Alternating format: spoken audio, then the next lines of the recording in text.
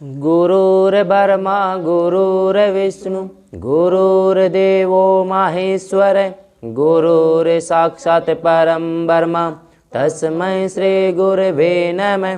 ध्यानमूलं गुरुमूर्ति पूजामूलं गुरुपदं ज्ञानमूलं गुरुवाक्यं मोक्षमूलं गुरुकृपा। ओम नमो भगवते वासुदेवाय। श्री हरि संक्षिप्त महाभारत जय श्री कृष्ण। प्रथम खंड वन पर्व।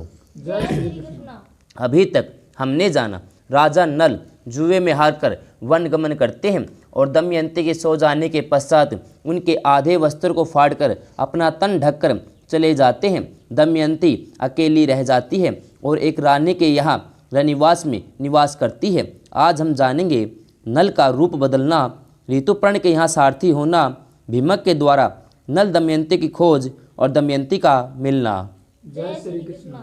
बृहदस्वज ने कहा, युधिष्ठिर, जिसमें राजा नल दमयंती को सोती छोड़कर आगे बढ़े उसमें वन में दावा अग्नि लग रही थी। जय श्री कृष्ण। नल कुछ ठिठक गई, उनके कानों में आवाज आई, राजा नल शीघ्र दौड़ो, मुझे बचाओ। नल ने कहा, डरो मत। वे दौड़कर दावानल में घुस गए और देखा कि नागराज करकोटक कुंडली बांधकर पड़ा हुआ है। जय श्री कृष्ण। उसने हाथ जोड़कर नल से कहा, राजन, मैं करकोटक नाम का सर्प हूँ। मैंने तेजस्वी ऋषि नारद को धोखा दिया था। उन्होंने साप दे दिया, जब तक राजा नल तुम्हें न उठावे तब तक यहीं पड़ा रहे। जय श्री कृष्ण। उनके उठाने पर तू साप से छूट जाएगा। उनके साप के कारण मैं यहाँ से एक पग भी हट बढ़ नहीं सकता। तुम साप से मेरी रक्षा करो, मैं तुम्हें हित की बात बताऊंगा और तुम्हारा मित्र बन जाऊंगा। जय श्री कृष्ण। मेरे भार से डरो मत, मैं अभी हल्का हो जाता हूँ। वह अंगूठे के बराबर का हो गया।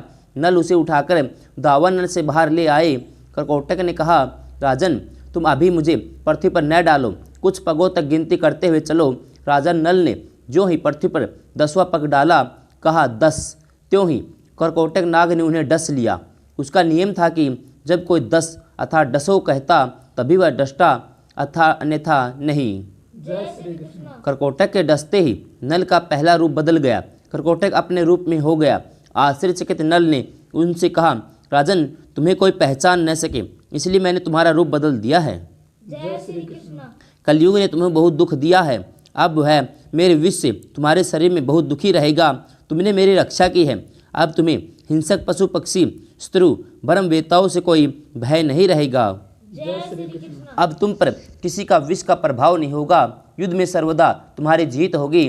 अब तुम अपना नाम बाहुक रख लो और धूत कौशल राजा ऋतुपर्ण की नगरी अयोध्या में जाओ।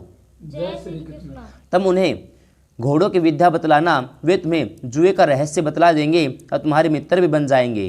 जय श्री कृष्ण। जुए का रहस्य जान लेने पर तुम्हारी पत्नी, पुत्री, पुत्र, राज्य सब कुछ तुम्हें मिल जाएगा। जय श्री कृष्ण। जब तुम अपने पहले रूप को धारण करना चाहो तब मेरा स्मरण करना, मेरे दिए हुए वस्त्र धारण कर लेना। यह कहकर करकोटक ने 2 दिव्य वस्त्र दिए और वही अंतर्धान हो गया। जय श्री कृष्ण।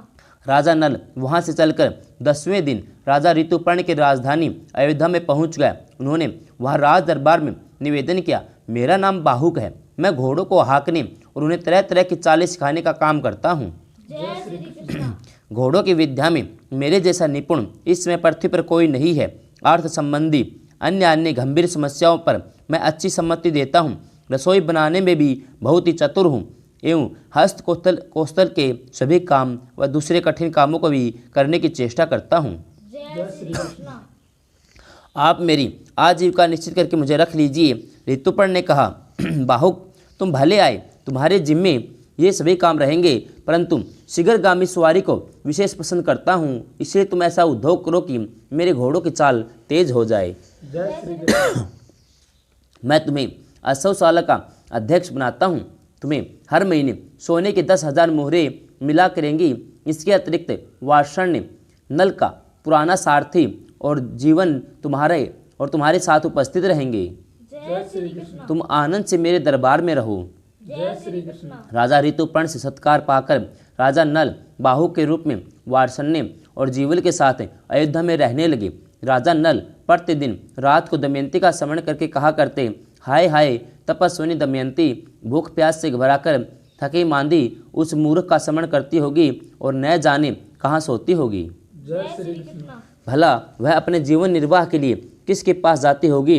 इस प्रकार की अनेकों बातें सोचते और वह ऋतुपर्ण के रास रहते और उन्हें कोई पहचान न सके। जय श्री कृष्ण।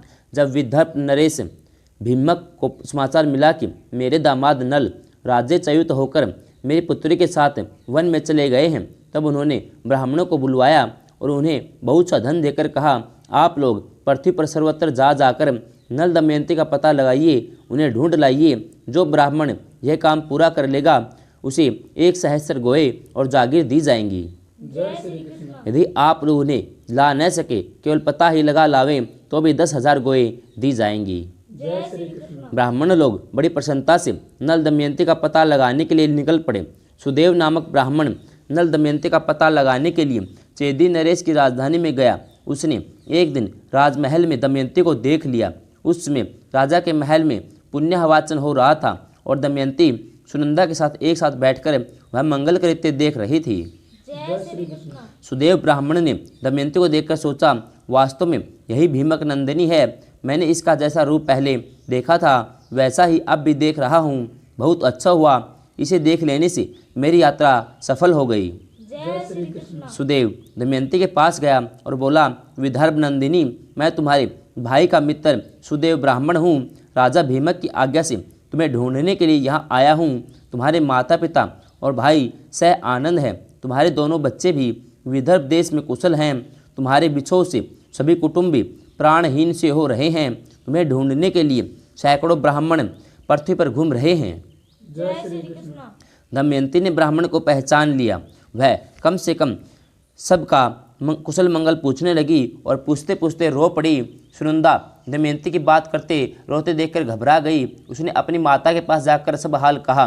राजमाता तुरंत अंतःपुर से बाहर निकल आई और ब्राह्मण के पास जाकर पूछने लगी, महाराज, यह किसकी पत्नी है, किसकी पुत्री है, अपने घर वालों से कैसे बिछुड़ गई है, तुमने इसे कैसे पहचाना। जय श्री कृष्ण। सुदेव ने नल दमयंती का पूरा चरित्र सुनाया और कहा, जैसे राख में दबी हुई आग गर्मी से जान ली जाती है, वैसे इस देवी के सुंदर रूप और ललाट से मैंने इसे पहचान लिया। सुनंदा अपने हाथों से दमयंती का ललाट धो दिया, जिससे उसकी बाहों के बीच का लाल चिन्ह चंद्रमा के समान प्रकट हो गया। ललाट का वह तिल देखकर सुनंदा और राजमाता दोनों ही रो पड़ी। उन्होंने 2 घड़ी तक दमयंती को अपनी छाती से सटाए रखा। जय श्री कृष्ण। राजमाता ने कहा, दमयंती, मैंने इस तिल से पहचान लिया, तुम मेरी बहन की पुत्री हो। तुम्हारी माता मेरी सगी बहन है। हम दोनों दसारण देश के राजा सुदामा की पुत्री हैं। तुम्हारा जन्म मेरे पिता के घर पर ही हुआ था। उसमें मैंने तुम्हें देखा था। जैसे तुम्हारे पिता का घर तुम्हारा है, वैसे ही यह घर भी तुम्हारा ही है। जय श्री कृष्ण।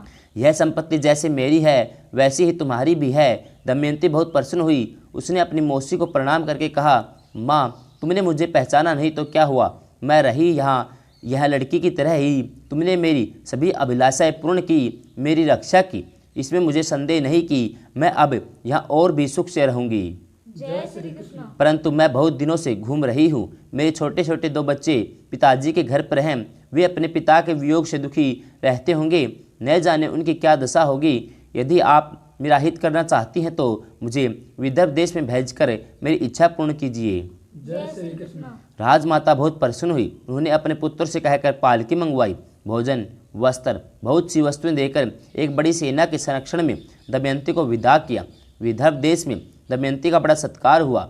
दमयंती अपने भाई, बच्चे, माता पिता, सखियों से मिली। जय श्री कृष्ण। उसने देवता और ब्राह्मण की पूजा की। राजा भीमक को अपनी पुत्री के मिल जाने से बड़ी प्रसन्नता हुई। उन्होंने सुदेव नामक ब्राह्मण को 1000 गोवें, गांव और धन देकर संतुष्ट किया। जय श्री कृष्ण। जय श्री कृष्ण।